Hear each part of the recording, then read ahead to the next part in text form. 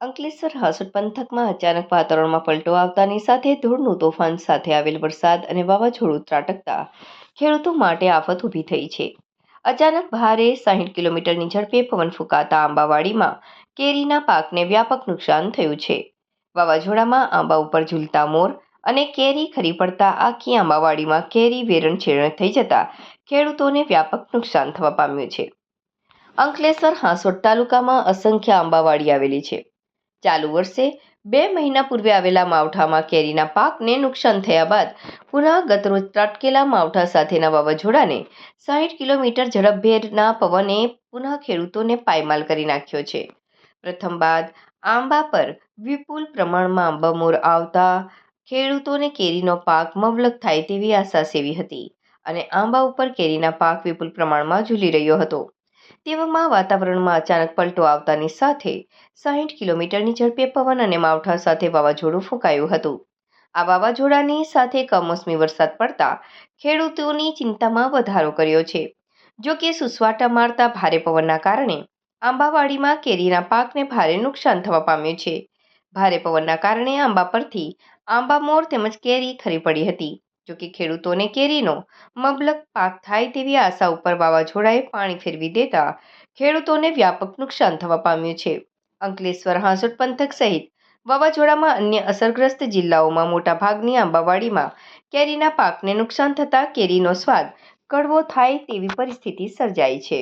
કાલે રાતે જે વાવાઝોડું ફૂંકાયું એમાં બધું આંબાને મરવા ગળી ગયા અને મોડ પણ સુકાઈ ગયો, ઉપરથી ગળી પડી નીચે, કંઈ રહ્યું નથી. એટલે ભારે નુકસાન થયું છે. બધી આંબાવાડીમાં કંઈ જ નથી, આખી પૂરી વાડી એમાં જોડાઈ ગયેલી છે નીચે. એટલે કોઈ પાક નિષ્ફળ જ ગયો છે બિલકુલ આ વખતે. એટલે સરકાર કંઈ સર્વે કરાવીને કોઈ લોકો ખેડૂતને રાહત આપે એવી ઈચ્છા કરીએ.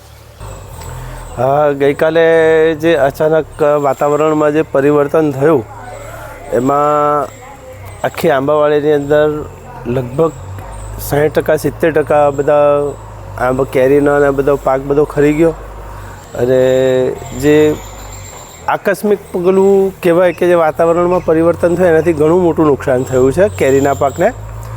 અને સાથે સાથે અમારી જે આ વાડીની અંદર બીજા બધા ફળાવ ઝાડો પણ છે, જેમાં ચીકુ છે, જમરૂખ છે, એ પણ ઘણા બધા ફળ અમારા બધા પડી ગયા.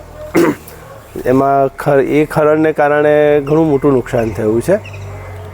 તો આ બાબતમાં વાતાવરણને સંલગ્ન રીતે જે સરકારે પણ આગળથી અગમચેતી જે આપવી જોઈએ એ જો આપવામાં આવે તો ખેડૂતો પોતપોતાનું પાકનું ને એનું રક્ષણ કરવામાં એ લોકોને ઘણો ફાયદો થાય. આ તો અમારે તો ફળાવ ઝાડ છે, પણ જે ખેડૂતોને ઘઉં ને વગેરે પાકો જે તૈયાર થઈને જે કાઢી લીધા હશે ને જે ખેતરમાં હશે એ લોકોને કદાચ તો ઘણું મોટું નુકસાન થયું હશે.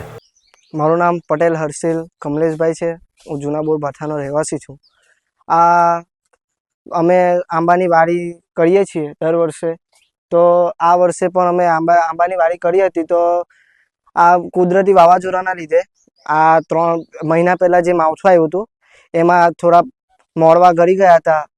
ખાસો મોડ આવ્યો હતો અને મોડવા ગળી ગયા હતા. અમને એવું લાગતું હતું કે વધારે કમાણી થશે, પણ પાછું એવું લાગ્યું કે કાલના વાવાઝોડા અને થોડો વરસાદના કારણે એવું લાગ્યું કે હવે તો કંઈ અમારા કમાણી નથી રહેવાની. સવારે અમે આવ્યા ખેતરે તો જોવા મળ્યું કે કશું કમાણી જ નથી. એ મોડવા ફાટી જાય છે, મોટી મોટી કેરી ગળી જાય છે. એ રીતે અમારે આ કુદરત સામે અમારે બહુ વેઠવું પડે છે. જમીરભાઈ મગનભાઈ પટેલ, હું દીવા ગામનો ખેડૂત છું ને આંબાની ખેતી સાથે સંકળાયેલો છું. આ વર્ષે અમે આંબાની અંદર શરૂઆતની અંદર તબક્કામાં ચોપડો આવવાથી જે લચકા લો મોડ આવેલો હતો એને અસર થઈ, અને પછી ચોપડો ઓછો થયો, લોકોએ દવા છંટકાવો પછી થોડો માલ જવેલો દેખાતો હતો. એટલે અત્યારે કેરી અમને એવું લાગતું હતું કે સારી કેરી છે, સારી કેરી લોકોને મીઠી મીઠી કેરી ખાવા મળશે. પણ અત્યારે ગઈકાલે જે માવઠું આવ્યું એ માવઠાની અસર અમારા કેરીના ખેડૂતો એટલી બધી ભયંકર પડી છે કે બધો માલ ઝુરાઈને નીચે પડી ગયો છે. એટલે મીઠી મધુરી કેરીનો સ્વાદ લોકોને માણવા મળશે, પણ બહુ મોંઘી મળશે.